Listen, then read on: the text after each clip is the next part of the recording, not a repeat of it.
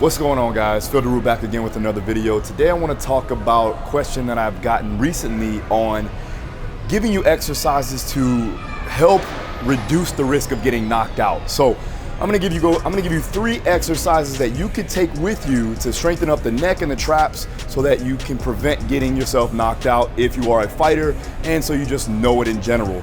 Okay, again, before we start, make sure you hit the notification, make sure you hit subscribe if you like my videos, and we'll keep this thing going. All right, on to the video.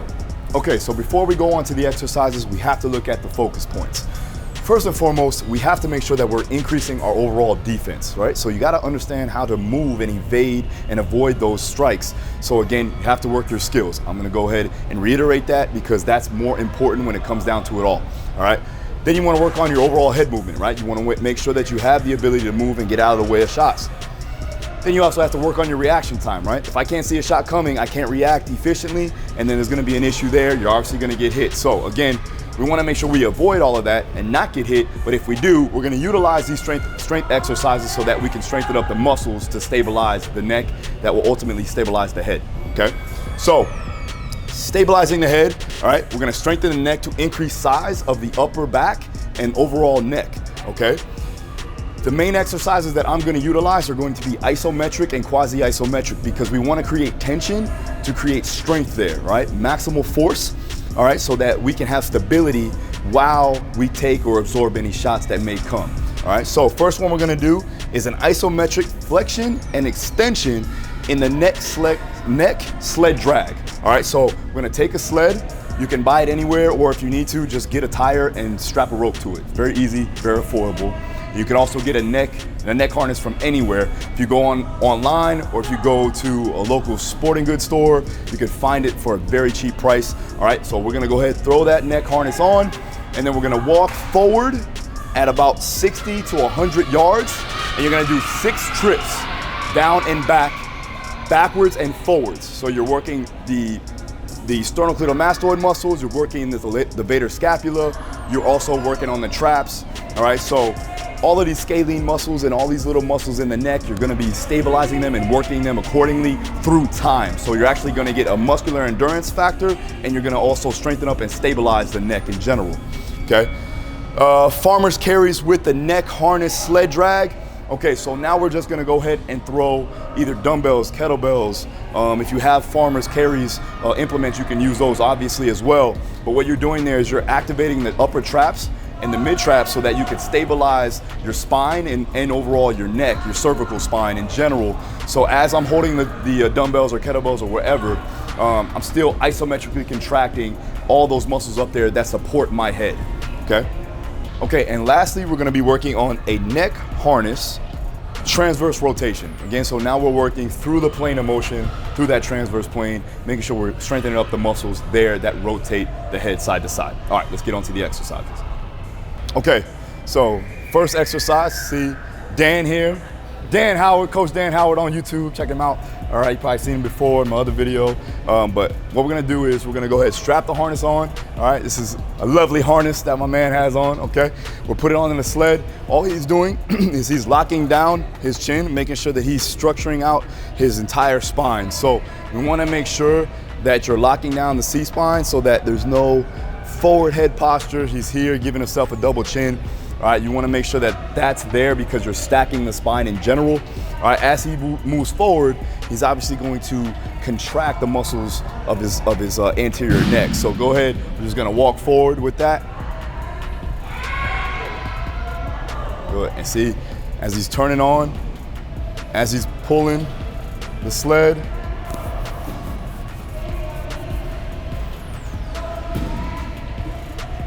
scalene muscles are turned on, sternocleidomastoids turned on, all right? And again, we're gonna be doing this for about 60 yards or 100 yards total, depending on the ability of the athlete. And you're good. All right, so the next one now is working his Levator Scapula back here, and he's also working some of the traps there. All right, so again, he's turning that on, making sure that his head isn't getting jarred forward. He's locking down his C-spine as he goes to walk back. Again, It's an isometric and a quasi-isometric movement because he's letting go of tension and then having to contract, okay? Now, if I told Dan to stop right here, right? And then every step, I want like a start step, right? So just push, push, push. Push and push. Every step he does, it jars him forward. So now it's a quasi-isometric. So you're having to relax and then contract, relax and then contract. This is very good, it's very safe, especially if you're locking down the C-spine like I talked about, right? And you can do that going forward and going backwards. All right, cool. So the next one is going to be a farmer's carry with the neck harness sled drag. So now he's just gonna basically pick up the dumbbells, hold them in his hand, tight grip, and he's also going to lock back his shoulders so that he can create optimal posture, and he's locking down his C-spine again, creating that double chin. All right, let's do it. Good, lock down, and let's step, step, step. Good, good. Neutral spine, lats are tight. Good, shoulders are back, drawn down, good. Now you're getting multiple things here. You're also getting grip strength, right? So he's working his forearms. He's also working his upper back, all right? So you're getting a bunch of multiple different things, and then also you can go a little bit faster, go a little bit more lightweight, and you can put a conditioning component into that as well. Okay, so now we got the neck harness transverse rotations. So all you're gonna do is we're gonna take a band, we strap it around to the side, as you can see, all the way to the back here, so that when he rotates, he's getting band tension going that way, right? I'm just gonna hold the band with some good tension here, and he's gonna rotate. Good. Try to only rotate through the neck. There you go, good. Good. Good. Good, keep going. Good, try not to use your shoulder. There it is, good. Good, two more. One more. Good. All right, guys, so there's the quick 3 that you can utilize inside of your training, inside of your strength training to eliminate or at least reduce the risk of you getting injured and getting concussions. It's a serious matter, so again, make sure that you are taking the proper precautions and you're working on your defense and you're working on your overall skill set. But again, definitely want to make sure you're strengthening up the neck to avoid getting those knockouts. All right, guys, thanks again for watching. If you have any questions, you know what to do. Hit the comments down below. Make sure you subscribe, make sure the notification. Thanks so much for watching. I'll see you again next time. Peace.